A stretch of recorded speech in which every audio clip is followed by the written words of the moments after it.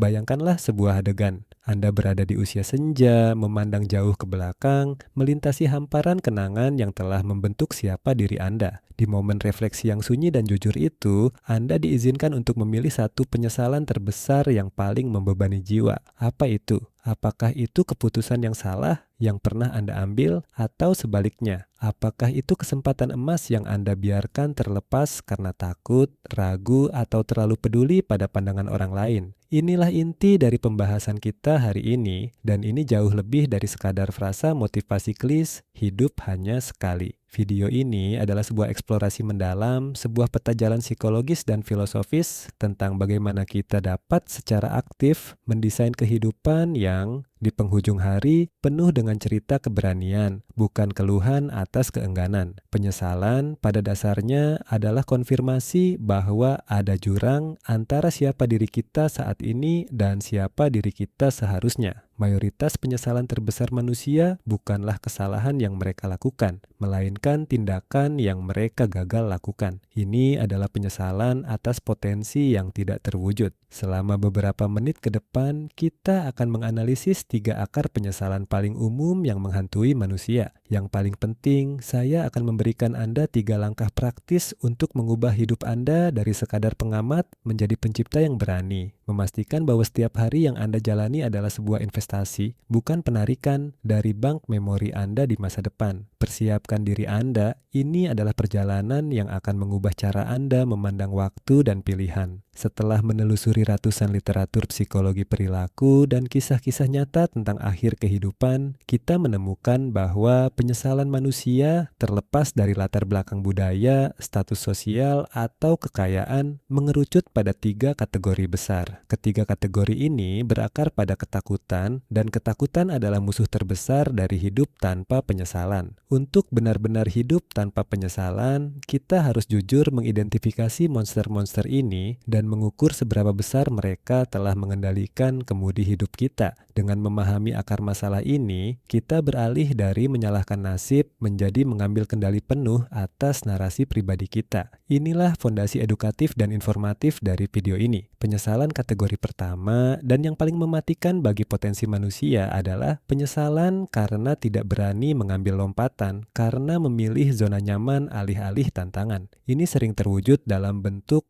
penyesalan karir atau penyesalan kreativitas. Kita melihatnya pada seseorang yang selalu ingin menulis buku, tetapi memilih untuk tetap di posisi pekerjaan korporat yang stabil tetapi membosankan. Atau pada seseorang yang menunda belajar alat musik atau bahasa baru hingga terlambat. Pada dasarnya, ini adalah penyesalan atas hidup yang belum sepenuhnya diekspresikan. Kita sering meyakinkan diri bahwa kita belum siap, bahwa sumber daya kita belum cukup, atau bahwa kegagalan akan terlalu menyakitkan. Namun, ilmu psikologi menunjukkan bahwa penyesalan karena tidak bertindak jauh lebih menyakitkan dan bertahan lebih lama daripada penyesalan karena telah bertindak dan gagal. Ketika kita bertindak dan gagal, kita mendapatkan pelajaran, data, dan pengalaman yang memperkaya. Ketika kita tidak bertindak, kita hanya mendapatkan sebuah tanda tanya abadi, sebuah lubang hitam. Bagaimana jika yang menghabiskan energi mental kita selama bertahun-tahun? Lingkaran setan ini terus berputar, ketakutan mencegah kita bertindak, dan kegagalan bertindak menciptakan penyesalan yang pada gilirannya memperkuat ketakutan. Untuk memutusnya, kita harus mengubah definisi risiko. Risiko terbesar bukanlah kegagalan, melainkan menjalani seluruh hidup hanya sebagai penonton dari kisah yang seharusnya kita bintangi.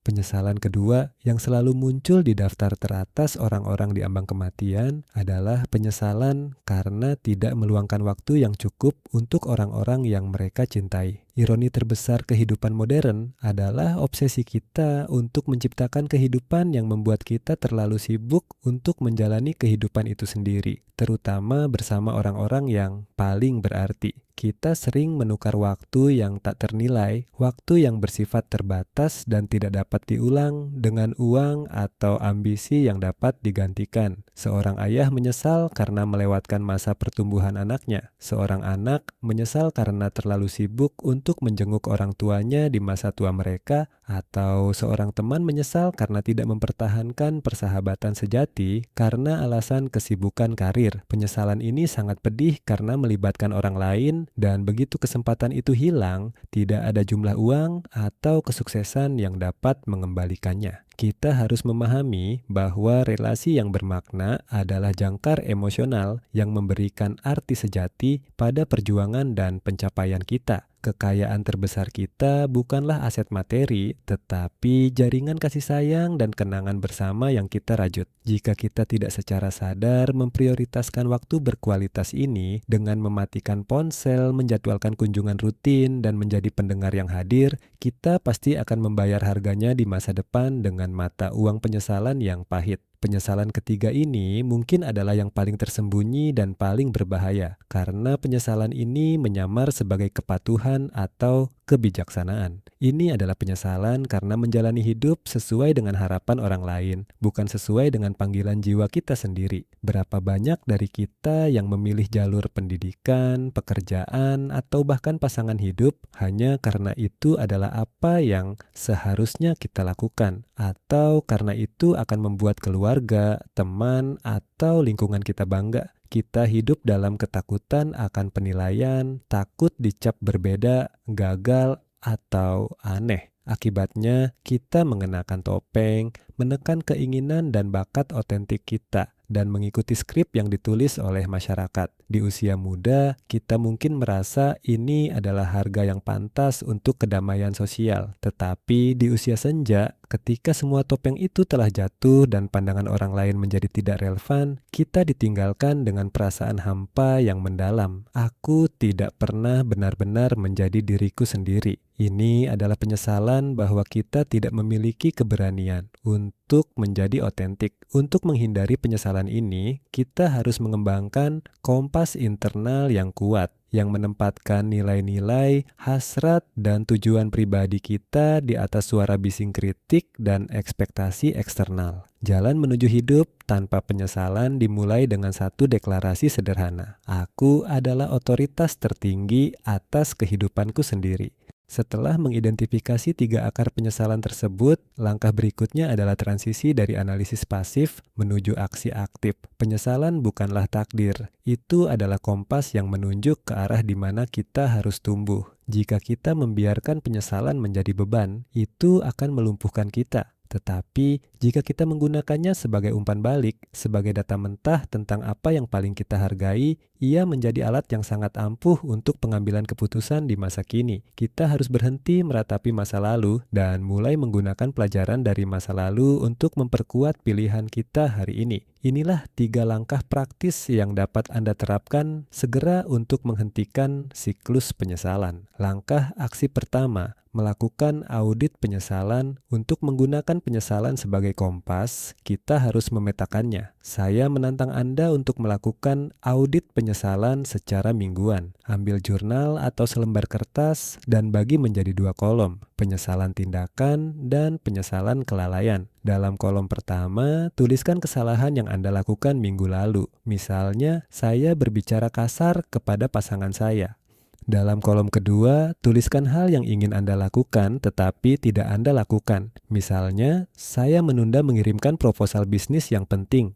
Dengan memvisualisasikan penyesalan Anda akan melihat pola. Anda akan menyadari seperti yang disarankan oleh riset bahwa kolom penyesalan kelalaian akan terasa jauh lebih berat, lebih hampa, dan lebih sulit untuk diperbaiki. Tujuan dari audit ini bukan untuk menghukum diri sendiri, melainkan untuk memberikan data yang jelas kepada otak Anda. Ketika Anda melihat bahwa Anda berulang kali menyesali penundaan untuk memulai, Anda telah mengidentifikasi titik buta terbesar dalam hidup Anda. Kompas menunjuk, bergeraklah. Audit ini adalah praktik kejujuran diri yang paling sulit, tetapi paling transformatif, karena memaksa kita untuk menghadapi kenyataan bahwa waktu berlalu dengan kecepatan yang sama terlepas dari keberanian kita. Langkah aksi kedua, terapkan aturan 5 detik. Salah satu alasan utama mengapa kita berakhir dengan penyesalan kelalaian adalah karena proses berpikir berlebihan atau overthinking. ketika sebuah ide berani, seperti mengajak seseorang berkencan, resign dari pekerjaan yang toksik, atau memulai proyek sampingan, muncul di pikiran kita, kita hanya memiliki jendela kecil untuk bertindak sebelum otak reptil kita mengambil alih. Otak reptil yang bertanggung jawab atas mekanisme bertahan hidup, segera memicu ketakutan, keraguan, dan alasan logis yang tak terhitung jumlahnya untuk melindungi kita dari risiko. Disinilah aturan 5 detik menjadi intervensi neuroscience yang kuat. Ketika Anda merasakan dorongan untuk melakukan hal yang benar, hal yang berani, hal yang otentik, tetapi Anda merasa ragu, Anda harus segera menghitung mundur dari 5 hingga 1. Dan saat Anda mencapai 1, Anda harus bergerak secara fisik. Anda tidak memberi kesempatan pada keraguan untuk berakar. Menghitung mundur ini bukan tentang motivasi. Ini tentang perubahan keadaan fisik dan mental. Ini memotong sinyal neurologis yang menyebabkan penundaan dan memicu korteks prefrontal, bagian otak yang bertanggung jawab atas keputusan yang disengaja dan berani. Terapkan ini pada hal-hal kecil. 5, 4, 3, 2, 1. Kirim email itu. 5, 4, 3, 2, 1. Ajukan pertanyaan itu. Dengan mempraktikkan aturan ini, Anda melatih diri Anda untuk menjadi seseorang yang bertindak meskipun ada keraguan, sebuah identitas baru yang secara fundamental kebal terhadap penyesalan kelalaian. Langkah aksi ketiga, membangun momentum melalui tindakan mikro. Penyesalan seringkali terasa begitu besar dan melumpuhkan karena tantangan yang kita hadapi terasa monumental. Kita tidak bisa menghapus penyesalan masa lalu dalam satu malam, dan kita tidak bisa membangun bisnis impian atau mengelilingi dunia besok pagi. Namun, kita dapat memulai dengan tindakan mikro. Tindakan mikro adalah langkah terkecil, paling tidak mengancam, dan paling mudah yang dapat Anda ambil hari ini untuk bergerak menuju tujuan Anda. Alih-alih meratapi penyesalan karena tidak pernah menjadi penulis, tindakan mikro Anda adalah menulis 50 kata hari ini. Alih-alih menyesali hubungan yang renggang, tindakan mikro Anda adalah mengirim pesan teks yang tulus kepada orang tersebut. Kekuatan dari tindakan mikro terletak pada penciptaan momentum psikologis. Setiap kali Anda menyelesaikan tindakan mikro ini, otak Anda melepaskan dopamin, memperkuat jalur saraf yang mengatakan, "Aku adalah orang yang memenuhi janji-janjinya." Kumpulan dari tindakan mikro ini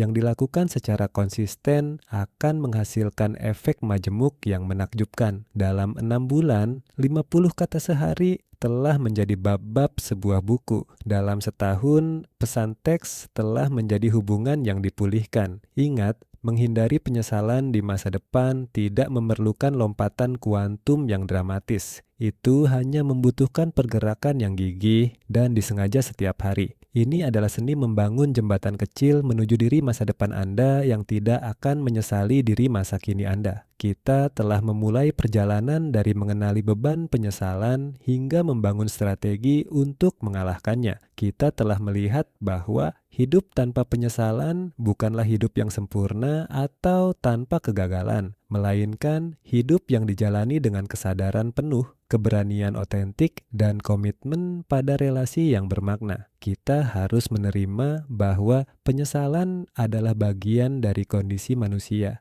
tetapi kita harus menolak untuk membiarkannya menjadi penentu nasib kita. Keindahan dari filosofi hidup hanya sekali yang sesungguhnya bukanlah tentang impulsif atau sembrono, melainkan tentang pengakuan mendalam bahwa waktu adalah sumber daya kita yang paling terbatas dan tidak dapat diperbaharui. Oleh karena itu, setiap pagi adalah kesempatan untuk melakukan tindakan mikro yang akan membuat diri Anda di masa depan tersenyum bangga. Setiap keraguan adalah sinyal untuk menerapkan aturan 5 detik. Dan setiap rasa sakit dari kesalahan adalah data berharga yang akan memandu audit mingguan Anda. Jika video ini telah mendorong Anda untuk bergerak, untuk berhenti menunda, dan untuk mulai hidup dengan otentisitas yang lebih besar, saya mohon Anda untuk like video ini agar pesan ini menjangkau lebih banyak jiwa yang membutuhkan. Dan jika Anda ingin terus membangun komunitas yang berani dan bertanggung jawab atas pilihan hidupnya, jangan lupa subscribe ke kanal ini. Terakhir, ini adalah giliran Anda. Berdasarkan audit penyesalan pribadi Anda, apa satu